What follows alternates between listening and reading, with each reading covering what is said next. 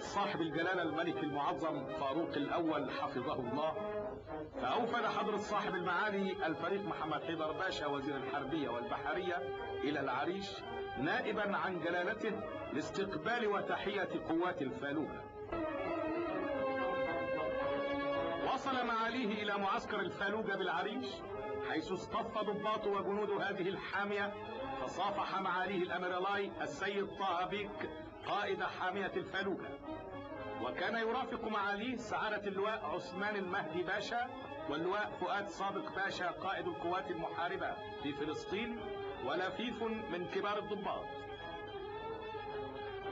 ثم ارتجل معاليه الكلمة الآتية: حضرة قائد حامية الفالوجة وحضرات الضباط وصف الضباط والجنود، لقد تفضل حضرة صاحب الجلالة مولانا الملك المعظم قائد الجيش الأعلى، فأوفدني إلى العريش مندوبا عن جلالته لمقابلتكم وإبلاغكم تحيات جلالته وعطفه الكريم وتقديره السامي لشجاعتكم وبطولتكم وأعمالكم الباهرة التي رفعتم بها اسم مصر واسم الجيش. ثم هتف معاليه: عاش الملك، فردد الجميع الهتاف. وصافح معاليه بعد ذلك ضباط الحامية وعددا كبيرا من صف الضباط والجنود مندوبين عن إخوانهم جنود الحامية. وكانت الهتافات المدوية بحياة جلالة الفاروق قائد الجيش الأعلى تهز أركان المعسكر.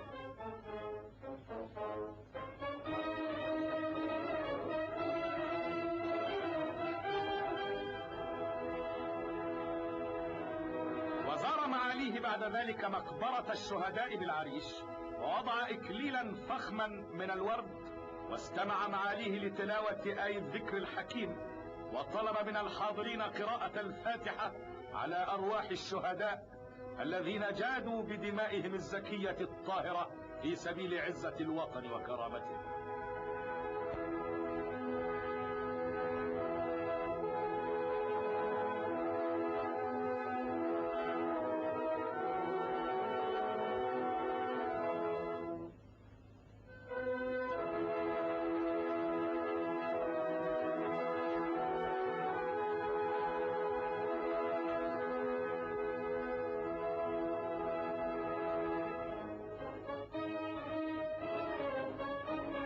وتوجه معاليه ومن معه إلى موقع مرتفع بالقرب من رفح، حيث استمع لشرح أحد الضباط عن الموقعة الحربية التي دارت رحاها في هذا المكان، وشاهد خريطة تبين الخطط الحربية التي استعملت في هذه الموقعة. وأجريت أمام معاليه مناورة حربية تمثل المعركة نفسها، وقد استخدمت في هذه المناورة نفس الأسلحة التي استعملت في المعركة، وقام بها نفس الجنود.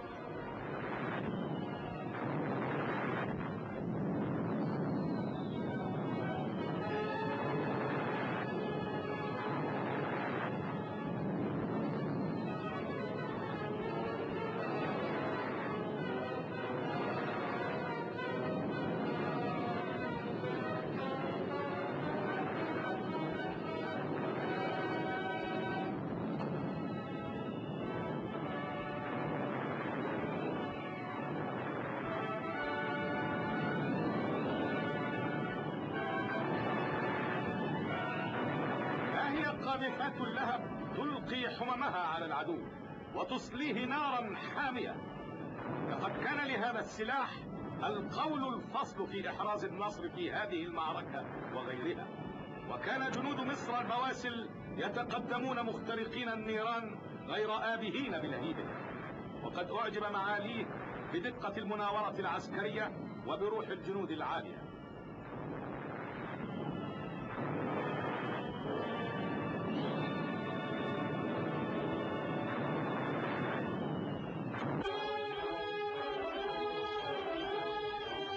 وصل معالي الوزير بعد ذلك إلى مقبرة الشهداء في خان يونس، حيث اجتمع أهلها عن بكرة أبيهم، فهتفوا طويلا بحياة جلالة الفاروق العظيم وجيشه الباسل. ووضع معاليه إكليلا من الورد على قبور الشهداء، وقرأ ومن معه الفاتحة مترحمين على هؤلاء الأبطال.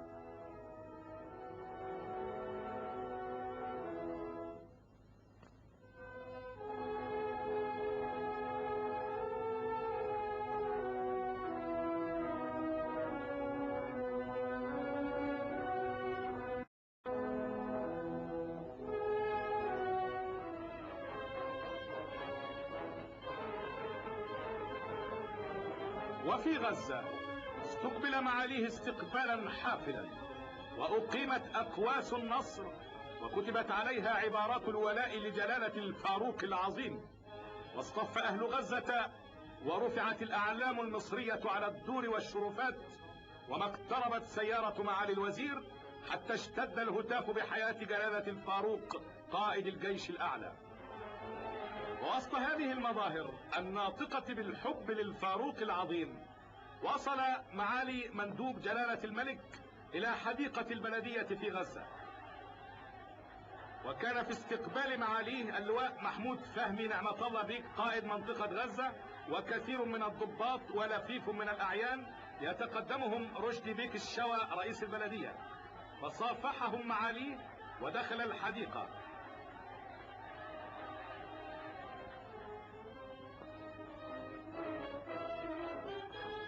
وعلى منصة رفعت عليها صورة جلالة الملك المعظم ارتجل معاليه كلمة بليغة جاء فيها: كنت أود أن أبدأ حديثي إلى حضرة رئيس بلدية غزة وحضرات أعيانها ورجالها الكرام، ولكن عندما وصلت إلى هذا المكان رأيت أن أستسمحكم بأن أوجه كلمتي لحضرات الضباط الموجودين هنا.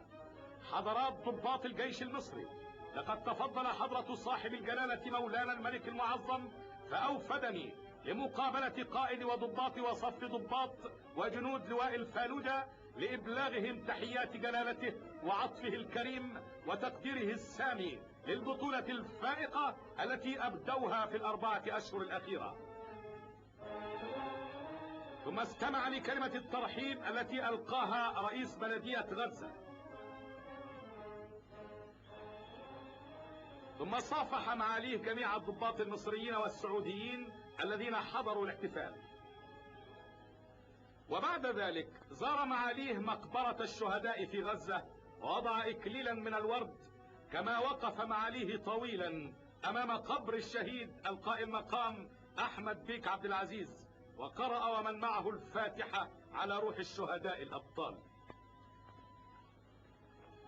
وفي العريش أقيمت مأدبة الشاي الفخمة لتكريم قائد وضباط وصف ضباط وجنود لواء الفالوجة ومندوبين عن جميع الوحدات المعسكرة في العريش، حضرها كبار الضباط الموجودين في فلسطين.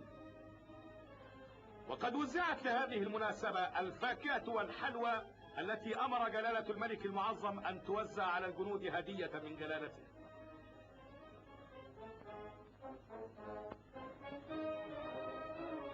وقد وصل معالي الوزير إلى مكان الاحتفال، ثم ألقى كلمة بليغة أشاد فيها ببطولة قوات الفالوجة ونوه بعمل شارة خاصة بهم، ثم وضعها معاليه على كتف الأميرلاي السيد طه بيك، وأعلن عن الإنعامات السامية التي أربى عددها على 1700. واختتم الحفل بالهتاف بحياة جلالة الملك قائد الجيش الأعلى.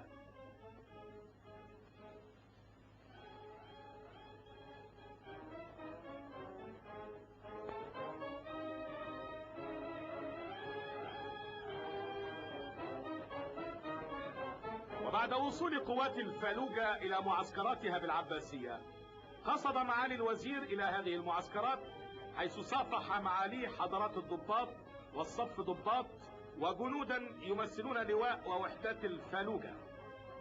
وكان في استقبال معاليه سعادة اللواء عثمان المهدي باشا رئيس هيئة أركان حرب الجيش بالنيابة، واللواء فؤاد صادق باشا قائد القوات المحاربة في فلسطين، والأميرلاي السيد طه بيك قائد حامية الفالوجة، ولفيف كبير من كبار ضباط الجيش المصري.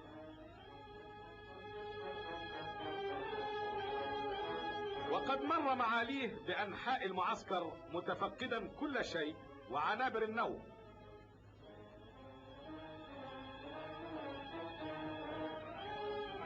واستعرض معاليه بعض الأسلحة، فأبدى إعجابه بكل ما رأى.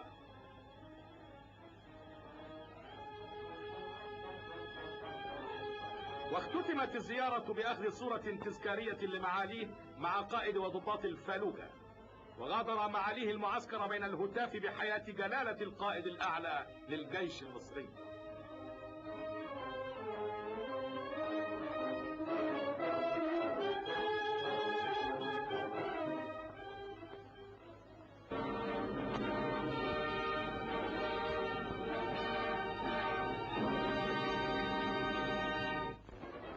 ليس في قدرة الكاتب مهما أوتي من البيان والقدرة على التعبير أن يصف تلك المعاني الرفيعة التي تجلت في احتفال مصر باستقبال أبنائها أبطال الفالوجة.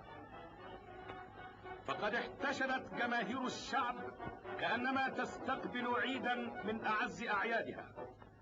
احتشدت عشرات الألوف لتحيي أولئك الأبطال الذين هزأوا بالحصار وقهرت عزائمهم الحديد والنار، وكللوا بموقفهم الخالد هامة مصر بالفخار وأكاليل الغار.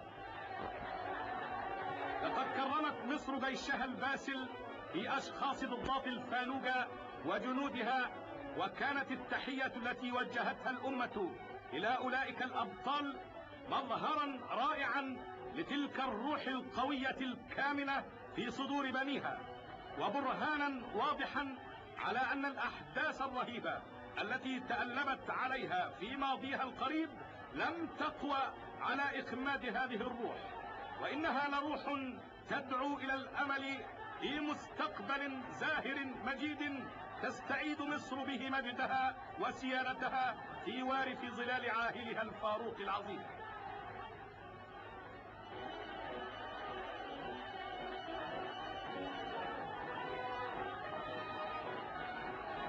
احتشدت الجموع في طريق موكب الأبطال، وغصت الشرفات بالأوانس والسيدات، وتناثرت الأزهار على هذا الموكب التاريخي الخالد، وانتشرت على امتداده الزينات والأعلام، وقد كتب على كثير منها عبارات التحية والتكريم لأولئك البواسل العائدين من الميدان.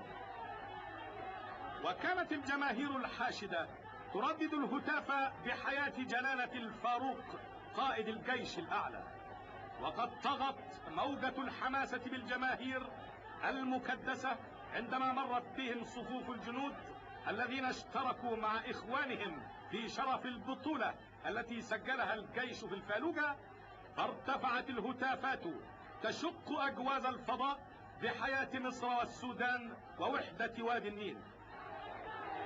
كذلك غلبت الحماسة كثيرا من الشيوخ والشباب الذين شاهدوا موكب الأبطال فشقوا الصفوف ليعانقوا الضباط والجنود وليطبعوا على جباههم التي لفحتها شمس الميدان في الصحراء قبلات التقدير والإعجاب تعبر عما تنطوي عليه صدور أبناء الوادي شماله وجنوبه لجيشهم العظيم.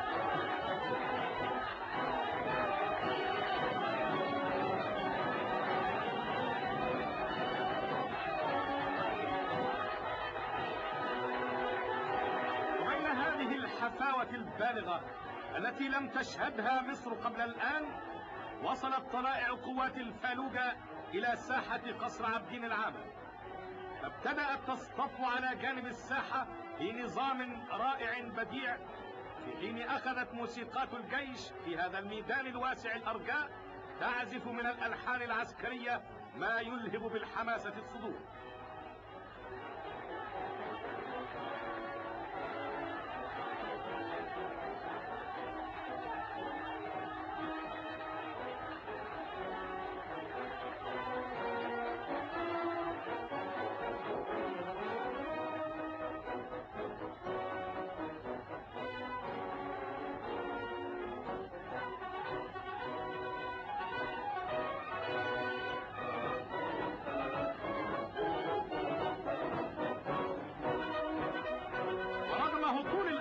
في هذا الوقت كان سير قوات بالغا حد الروعة والكمال، وكان يبدو على وجوه هؤلاء الأبطال القوة والعزم والتضحية في سبيل عزة الوطن وكرامته.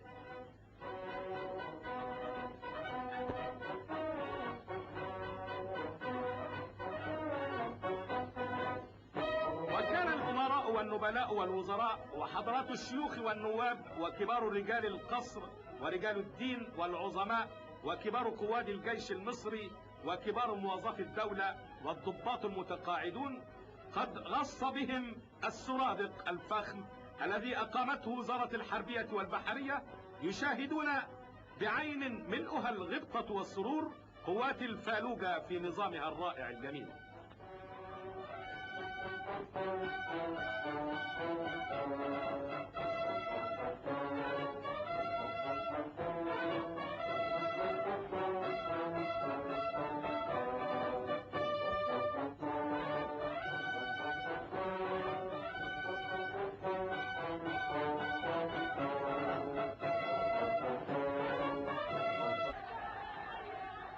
وفي الساعة 11 شرف حضرة صاحب الجلالة الملك المعظم القائد الأعلى للجيش مكان الاحتفال.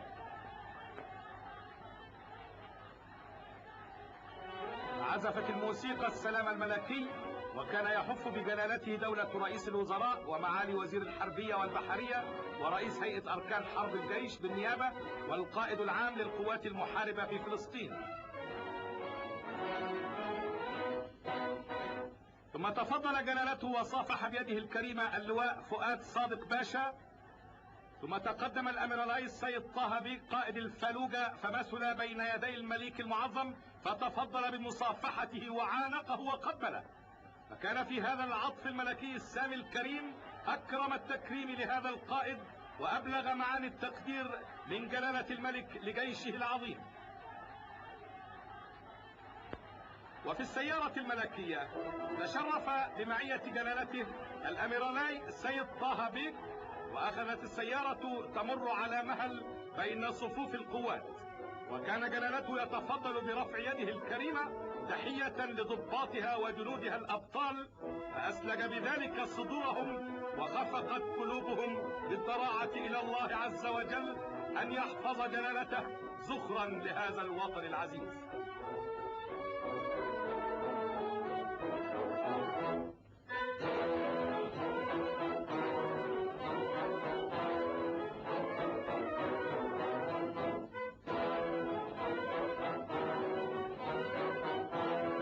يعيش فاروق ملك مصر! يعيش فاروق ملك مصر! يعيش فاروق ملك مصر! يعيش فاروق ملك مصر!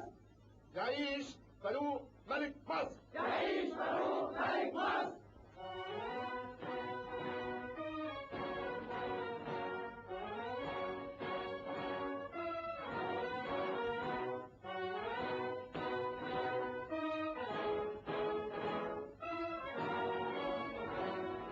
وغادر جلالته مكان الاحتفال بينما كان الضباط والجنود ينشدون نشيد حفظ الله الملك.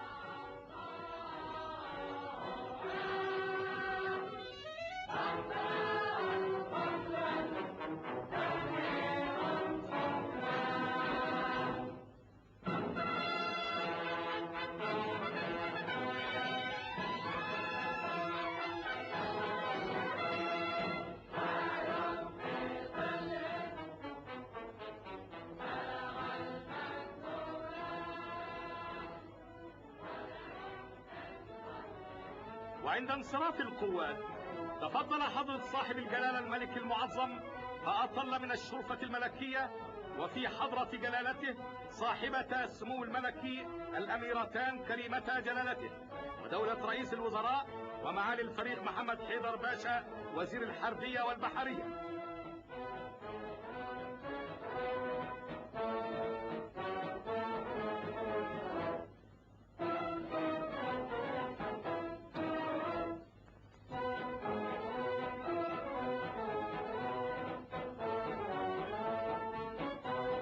وكان جلالته يتعطف ويحيي هذه القوات بيده الكريمة. وهكذا سارت قوات الفلوجة في نظامها العسكري الرائع تحيي جلالة القائد الأعلى في شرفة القصر الملكي.